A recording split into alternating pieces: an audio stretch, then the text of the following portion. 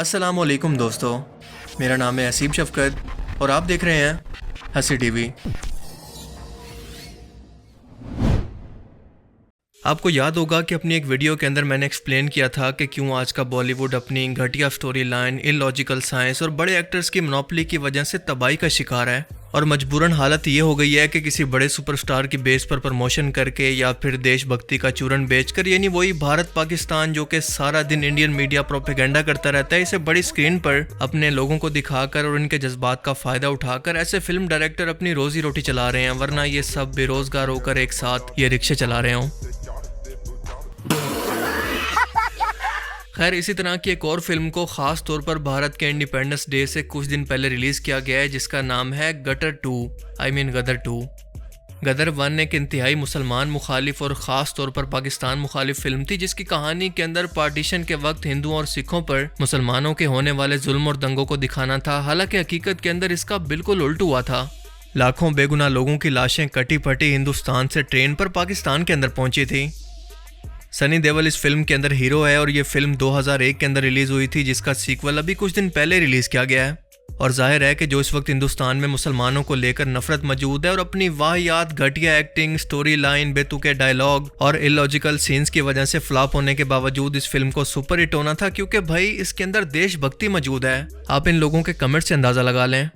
अब तक इस फिल्म को 4 दिन हो गए हैं और इन 4 दिनों के अंदर ये 200 करोड़ का बिजनेस कर चुकी है। 100 करोड़ से ऊपर जाने वाली हर फिल्म को बॉलीवुड के अंदर सुपरहिट माना जाता है। अब इस फिल्म की कहानी इंडिया पाकिस्तान की हिस्ट्री पर बनी है, तो गैस कर लें कि इसकी कहानी क्या हो सकती है।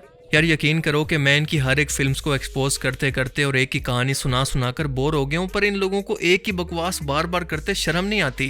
I mean, थोड़ी सी एथिक्स होनी चाहिए, थोड़ी सी शर्म होनी चाहिए, थोड़ी सी हया होनी चाहिए। वही कहानी के एक हिंदुस्तानी पाकिस्तान के अंदर घुसकर पूरी पाकिस्तानी आर्मी, इंटेलिजेंस, पुलिस, बेगुनाह गाड़ियों, दरख्तों सबको मारकर इंडिया वापस आ जाता है और कोई भी इसका कुछ भी नहीं कर पाता। I mean, ये कौन लोग हैं यार, कहाँ से आते हैं? इस फिल्म की कहानी के अंदर सनी देओल तारा सिंह का रोल प्ले कर रहा है और अचानक से जब इंडिया पाकिस्तान की जंग शुरू होती है तो तारा सिंह अपना ट्रक लेकर पाकिस्तान की सरहद पर पहुंच जाता है। हालांकि इस काम के लिए मिलिट्री के अपने खुद के ट्रक और इनके ड्राइवर हुआ करते हैं, बाहर के किसी भी ड्राइवर को इसकी इजाजत नहीं होती।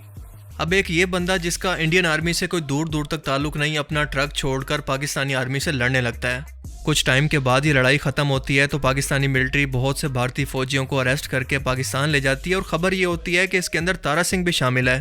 अब इसी गलत फहमी के अंदर इसका बेटा पाकिस्तान के अंदर भेस बदलकर अपने बाप तारा सिंह को बचाने के लिए पाकिस्तान चला जाता है और सिर्फ 2 दिन के अंदर नकली पाकिस्तानी पासपोर्ट बनवाकर इस पर पाकिस्तानी वीजा भी लगवा लेता है। जी हाँ, वही पाकिस्तानी वीजा जिसके लिए इंटेलिजेंस से लेकर पुलिस तक और आर्मी तक की इन्वेस्टिगेशन होती है, बाकायदा जासूसी होती है कि किस मकसद के लिए और क्यों ये पासपोर्ट और पाकिस्तानी वीजा लिया जा रहा है। लेकिन ये भाई साहब सिर्फ 2 दिन के अंदर पाकिस्तानी वीजा और पासपोर्ट लेकर इंडिया से पाकिस्तान चले जाते हैं और किसी को शक तक नहीं होता। यहाँ पाकिस्तान में आकर इसको एक पाकिस्तानी लड़की से प्यार हो जाता है, बिल्कुल ऐसे ही जैसे मिशन मजनू फिल्म की कहानी थी। पाकिस्तान में इसे मिलिट्री पकड़ लेती है और आखिरी ख्वाहिश पूछती है तो ये कहता है कि नमाज पढ़ने जा रहे हो तो दुआ करना कि मेरे बाप को इसका पता ना चल जाए कि मैं यहाँ पर हूँ, वरना तुम लोगों का वो ऐसा हाल करेगा कि तुम्हारे इतने चीतड़े कर देगा कि पूरा पाकिस्तान भी गिन नहीं पाएगा। अरे वाह, क्या डायलॉग है भाई साहब। बहन डर गई। ये डायलॉग सुनकर आपके दिल से भी कुछ ऐसी आवाज निकलेगी कि भाई साहब कुछ ज्यादा नहीं हो गया ये? मतलब कुछ भी।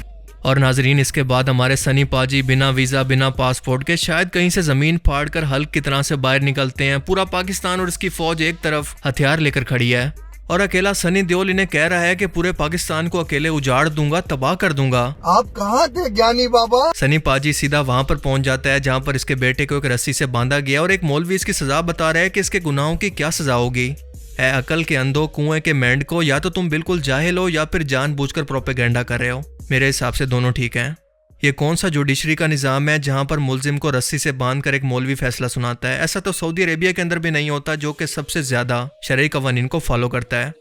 इंडिया पाकिस्तान दोनों ब्रिटिश से आज़ाद हुए हैं। इन दोनों का ज़्यादातर कॉन्स्टिट्यूशन ब्रिटिश है, एक जैसा अदालती निज़ाम है, कानून बहुत हद तक एक जैसे हैं, पुलिस, फौज, जुडिशरी और डेमोक्रेसी का निज़ाम बिल्कुल एक जैसा है। तो फिर बकवास बंद। खैर, ये दोनों बाप बेटा यहाँ से भागते हैं और भागते बेचारे सनी पाजी और इसका बेटा एक दूसरे से अलग हो जाते हैं। सनी पाजी के हाथ के अंदर कहीं से हथौड़ा लगता है तो ये गाड़ी, ट्रक, बस जो भी सामने नजर आए उस पर हथौड़ा मारते हैं तो वो टूट फूट कर यहाँ वहाँ बिखर जाती है। बंदे हवा में एक पंच के बाद सुपरमैन की तरह उड़ने लगते हैं और आपके कॉमन सेंस भी और लॉजिक भी आपका साथ छोड़ देती है कि ठीक है भाई मैं चलता हूँ। खुद ये हथौड़ा भी कंफ्यूज हो जाता है कि मैं कोई हथौड़ा हूँ या फिर कोई तोप। फिर यहाँ पर जंग शुरू होती है और अकेले ये बाप बेटा पूरी आर्मी से लड़ जाते हैं। पाकिस्तानी अवाम इनके पीछे है, टैंक चल रहे हैं, बम फट रहे हैं, फायरिंग हो रही है, आग लग रही है, जंग हो रही है, साइंस की माँ बहन हो रही है, पर इन बाप बेटा को एक खरोच तक नहीं आती। और यही नहीं बल्कि क्लाइमेक्स अभी बाकी है। जब कोई भी हथियार इनका कुछ भी नहीं बिगाड़ पाता तो हेलीकॉप्टर और ड्रोन्स की मदद से भी इनका पीछा किया जाता है, पर ये भी मिलकर इनका कुछ नहीं बिगाड़ पाते। अब आप मुझे बताओ कि ये सब बवासीर देखकर हम खुद को कैसे कंट्रोल कर पाएं? ये बोलने से आप भी बेगैरत है और जो आपको हैंडलर्स जो ये करवा रहे हैं वो भी बेगैरत है। थैनोस और हल्क भी एक्शन सीन देखकर सोचते होंगे कि मैं इस दुनिया से छुट्टी चाहता हूँ।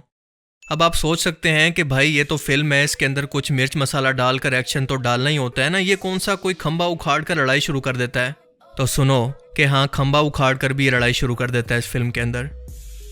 इस तरह का बिना सर पैर का एक्शन 80 की दिहाई के लोग बहुत ज़्यादा पसंद किया करते थे। आज दुनिया बदल चुकी है, पर शायद इस फिल्म डायरेक्टर का दिमाग अभी भी 80 के दहाई के अंदर फंसा हुआ है। ऐसे लगता है कि लोग दिमाग से सोचते नहीं बल्कि घास खाते हैं। और ये हैंड पंप का सीन तो गदर 1 के अंदर बड़ा ही आइकॉनिक था कि एक हाथ से ये हैंड पंप को उखाड़कर सनी पाजी पूरे पाकिस्तान की धुलाई करते हैं। और गदर 2 के सीन के अंदर भी हैंड पंप देखकर इनकी राल टपकने लगती है। इनके सामने तलवारें और भाले उठाए पाकिस्तानी अवाम खड़ी है और जैसे ये हैंड पंप को उखाड़ते हैं तो ये अवाम वहां से ऐसे भागती है जैसे आजकल हमारी यूथ मुल्क को छोड़कर भाग रही है। फिल्म के आखिर में सनी पाजी और इनका बेटा पाकिस्तान के खजाना को लूटने वाले पॉलिटिशियन की तरह इस लड़की को भी अपने साथ उठाकर इंडिया ले जाते हैं। फिल्म के अंदर जब सनी पाजी को कोई हथियार नहीं मिलता तो ये इतनी जोर से चिल्लाते हैं और सारे पाकिस्तानी फौजी इसको सुनकर दूर हट जाते हैं, इनकी बंदूकें नीचे गिर जाती हैं। और मज़े की बात कि इस फिल्म की सारी शूटिंग हुई है इंडिया में। भाई आपका कैमरा है, आपकी आवाम है, आपकी लॉजिक, आपकी कहानी, जो कुछ अपनी आवाम को पेलना है पेल लो, हम पाकिस्तानियों को कोई फ़र्क नहीं पड़ता क्योंकि आपकी फिल्म्स तो वैसे भी पाकिस्तान के अंदर बैन है। और दूसरा, मैं सिख भाइयों की बहुत इज्जत करता हूँ और सनी पाजी से मुखातिब हूँ कि अपनी खुद की कौम के जज्बात का फ़ायदा उठाकर इन्हें एक फिक्शनल दुनिया के अंदर मत ले जाओ। दो हमसायों में नफरत मत डालो, इन्हें अमन से रहने दो। उम्र के आखिरी हिस्से के अंदर लोगों को तोड़ने और इनके अंदर नफरत बांटने से बाज आ जाओ। करतारपुर पर बुलाकर जो तुम्हें मेहमान समझकर इज्जत दी गई, कम से कम इसकी तो नमक हलाली कर लेते। पर नहीं, अपनी एक्सट्रीमिस्ट किस्म की आवाम और सियासतदानों को राजी करने के लिए उम्र के आखिरी हिस्से के अंदर अपनी लेगेसी ऐसी मत छोड़ो कि लोग हमेशा आपका नाम हकारत से लें।